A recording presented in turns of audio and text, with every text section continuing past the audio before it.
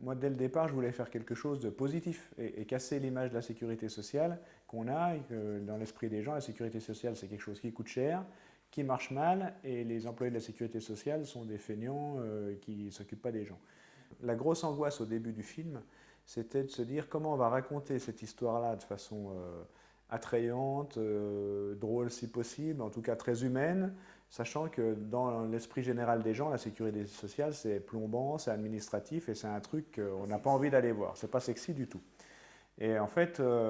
pour ça, il faut trouver des bons personnages, quoi. Et donc, le plus gros boulot là-dessus, ça a été justement de trouver des bons personnages qui soient touchants, humains, combatifs, qui énervent, qui fassent rire, pour que tout ça, ça devienne un film de cinéma, pour pas que ce soit un documentaire froid de journaliste ou alors une leçon économique.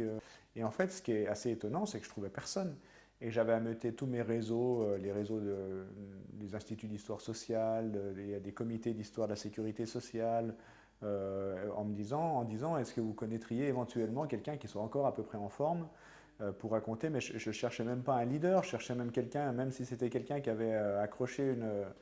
une planche pour faire une étagère dans le bureau, ça m'aurait suffi pour qu'il raconte ce que c'était que la mise en place. Et là, en fait, je suis tombé par hasard grâce à un syndicaliste de la CGT qui m'a dit mais tu devrais appeler Jolfred Frigonara qui est du même département que moi, puisqu'il était sur Annecy, mais maintenant il habitait dans le sud de la France. Donc du coup, en fait, il avait un peu disparu de la circulation, et quel bonheur d'avoir trouvé ce personnage combatif, drôle, percutant, et puis qui porte le film admirablement bien. Et en plus, quelqu'un qui a eu des vraies responsabilités politiques dans la mise en place de la sécurité sociale. Enfin, c'est pas un acteur dans le sens où il joue pas un rôle, mais en même temps, il a une présence à l'écran qui, pour raconter cette histoire-là, rend un service formidable, quoi. Parce que justement, avec lui, on rit, on pleure, il nous bouscule, il nous questionne, et il est formidable.